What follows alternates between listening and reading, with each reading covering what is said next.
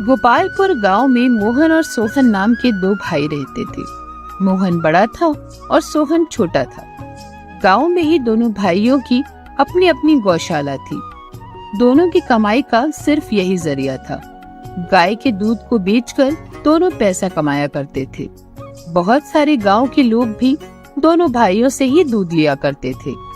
एक जैसा काम होने की वजह से दोनों भाइयों में 36 का आंकड़ा था। पूरे गांव को मालूम था कि दोनों भाई एक दूसरे के कितने बड़े दुश्मन हैं। पिछले कुछ महीने से छोटे भाई सोहन की गाय ने दूध देना कम कर दिया था, जबकि मोहन की गाय अब भी अच्छा खासा दूध दे रही थी। इस बात से सोहन को अपनी गाय पर गुस्सा भी आता था। क्या हुआ तुझे? क्या करूं? अब सोना चांदी खाने के लिए दूं, तब जाके दूध देगी तू। तेरे साथ ही सोहन की गाय ने बच्चा दे दिया। अभी इतना सारा दूध देती है, तुझे बहुत जल्दी थी अपने दूध में कमी करने की। मैं तुम्हें वही सब देता हूँ खाने के लिए जो सोहन अपनी गाय को देता है। इतने में गांव का एक आदमी सोहन को चिल्लाते हुए देखकर उसके पास पहुंच जाता है और उससे कहता है, अरे क्या हो गया? क्यों सुबह सुबह चिल्ला रहा है गाय पे? अरे चाचा, मैं इस गाय की हरकतों से तंग आ चुका हूँ। पिछले कुछ महीने से इसने दूध देना ही कम कर दिया है। खाने में इसको सब कुछ चाहिए, लेकिन दूध देने की बारी आती है तो कंजूसी करने लगती है। घर का खर्चा निकालना मुश्किल हो गया है।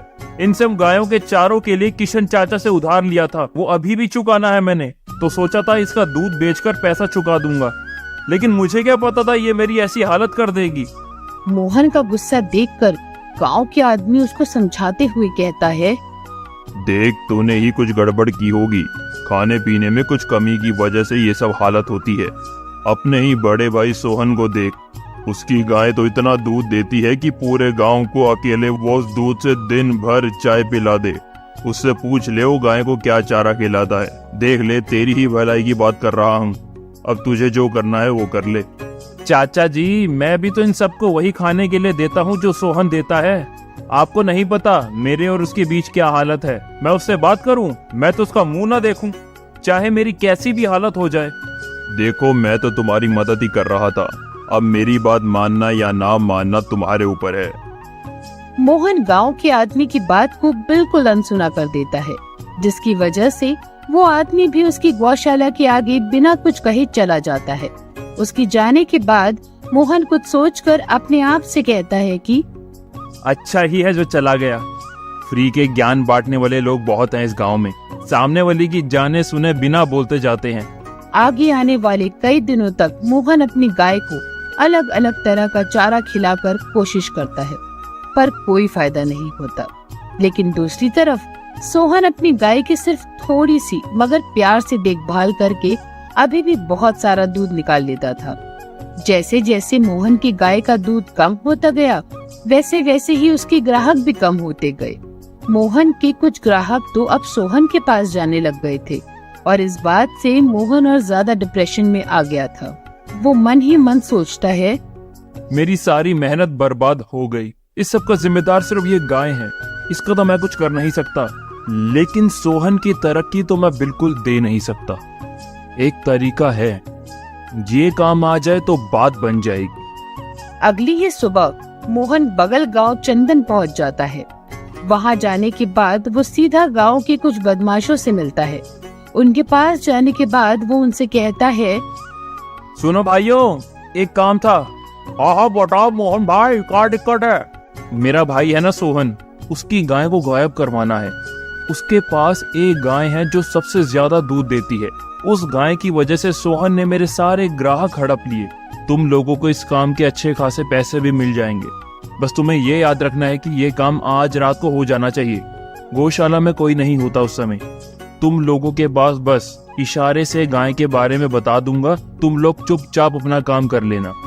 बस भाई समझो, काम हो गया। अब सीधा आज रात को मिलना। दूसरे गांव के बदमाशों को सारी बात बताने के बाद मोहन वहां से चला जाता है। उसके जाने के बाद तीनों बदमाश आपस में बातें करने लगते हैं कि आज रात काम को कैसे अंजाम देना है। तभी उनके बीच एक बदमाश बोलता है, भाइयों देखो, पैसे की बात है, लेकिन मैं इतनी देर से कुछ कहना चाह रहा था। अब एक बार मेरा भी सुन लो। मेरा बेटा उसी सोहन भाई के गाय के दूध को पीकर बचा है, जिसकी चोरी के लिए उसका भाई मोहन अभी हमें बोल रहा है।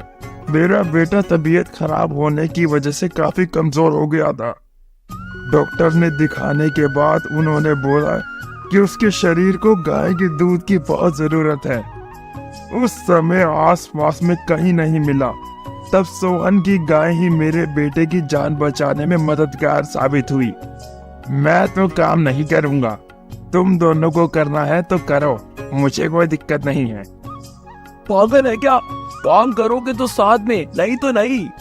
तेरे बेटे की जान जिसने बचाई उससे बढ़कर कोई नहीं, पैसा भी नहीं। हम भले ही बुरे लोग हैं, लेकिन तूने भी बुरे नहीं की मदद करने वाले का नुकसान करा। तो आज रात को क्या करें? फिर एक काम कर सकते हैं, अगर हम नहीं गए तो मोहन किसी और को बोलकर ये काम करवा सकता है।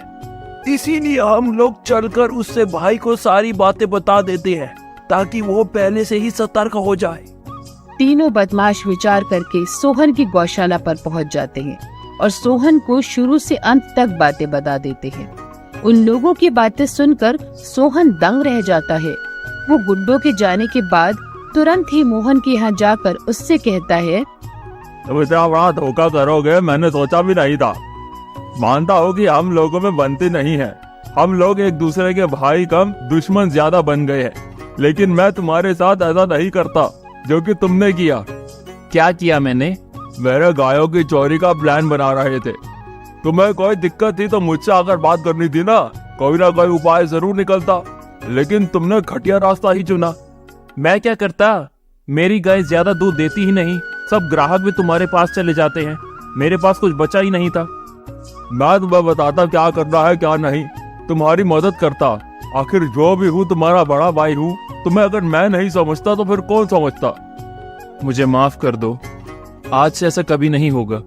ठीक है, अब ध्यान से मेरी बात सुनो और लो गाय को घास हरा खिला दो, तब देखो तुम्हारा कितना फायदा होगा। मोहन एक एक बात सुनता है और सुनने के बाद फिर आगे से अपनी गाय को देखभाल और प्यार से सेवा के साथ करने लगता है। इसके अलावा मोहन गाय के चारे में कुछ बदलाव करके धीरे धीरे फिर उसकी गाय ज्यादा दूध देने लायक बना देता है। अब मोहन की गाय पहले से ज्यादा दूध देने लगी थी, साथ ही उसके पुराने ग्राहक भी वापस आने लगे।